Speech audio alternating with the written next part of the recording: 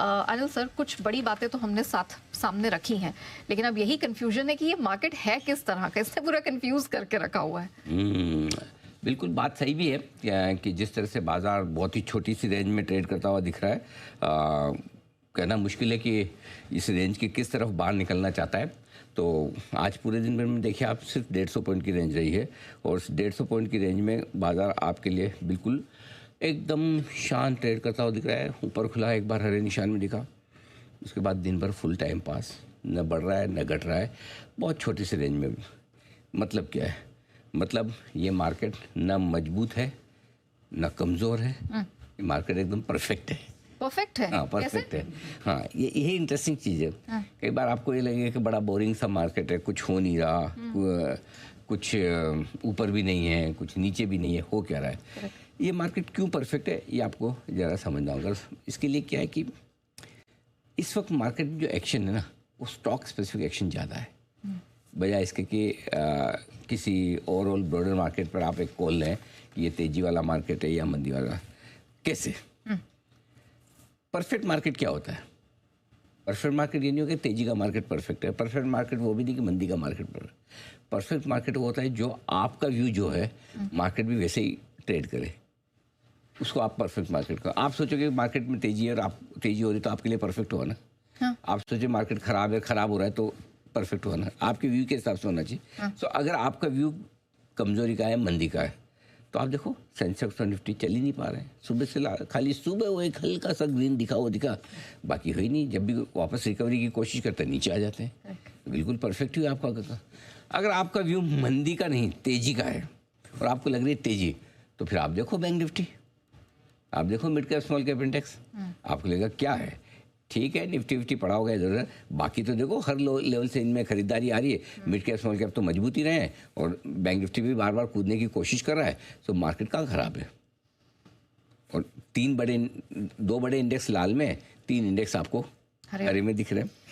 अब आइए, आपका व्यू तेज़ी का है तो आपको बार बार ये लगेगा जैसे नीचे आता देखो रिकवरी तो आ रही है भाई, गिर नहीं रहा, कल के लोज अभी तक तोड़े नहीं है ना, नीचे आते रिकवरी आ जाती है।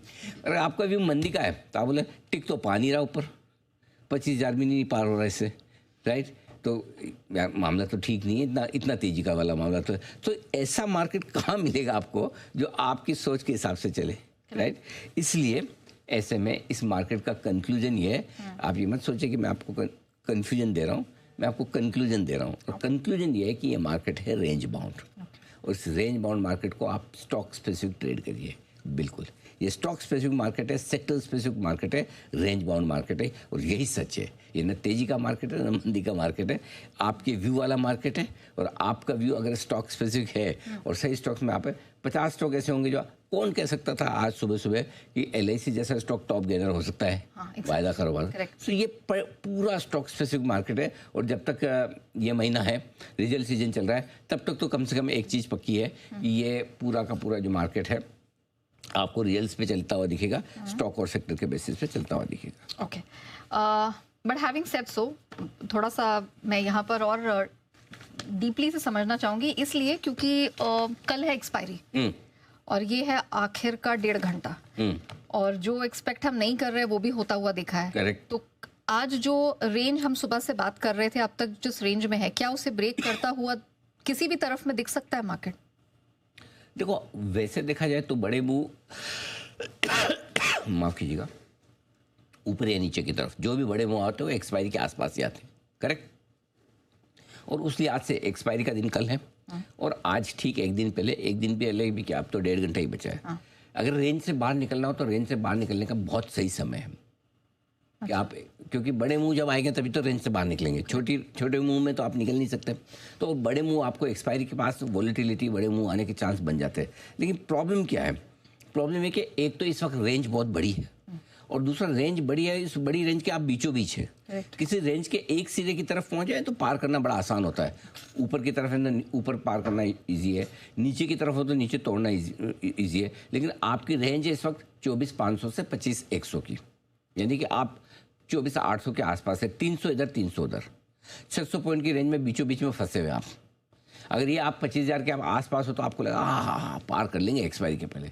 ये 24,600 के आसपास, अरे टूटने का खतरा है। लेकिन 24,800 के आसपास आपके पास वो बीचों बीच में है, तो एकदम मस्त फंसा हुआ मार्केट एकदम है ना। बिल्कुल, और रेंज के पहले निकलने की कोशिश कर सकता है, लेकिन चांस कम है, मेरा ये मानना है। ऐसे में जब आपको लग रहा हो कि रेंज में फंसा हो तो आप बड़े ट्रेंड पे चले जाइए, छोटे ट्रेंड को छोड़ दीजिए, 600 पॉइंट का ट्रेंड छोड़ दीजिए। अब आइए बड़ा ट्रेंड। बड़ा ट्रेंड क्या है? बड़ा ट्रेंड है 6 अप्रैल 7 अप्रैल से जो आपने तेजी की शुरुआत की है 21,742 से, वो आपका बड़ा ट्रेंड है और वो बड़ा ट्रेंड तेजी का है। कब तक है?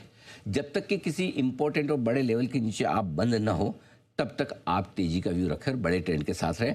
छोटा ट्रेंड डिसाइड नहीं करेगा कि बड़ा ट्रेंड बदला है। छोटा ट्रेंड तब डिसाइड करेगा जब बड़े लेवल के नीचे बंद हो, तो डिसाइड करेगा कि नीचे की तरफ ट्रेंड बदल रहा है। और जब तक नीचे की तरफ बड़ा लेवल ना टूटे, आप तेजी का ही व्यू बना कर रखें, ये ज़्यादा फायदेमंद है। बड़े ट्रेंड के साथ रहे, छोटा ट्रेंड बदलेगा तो आपको पता चलेगा।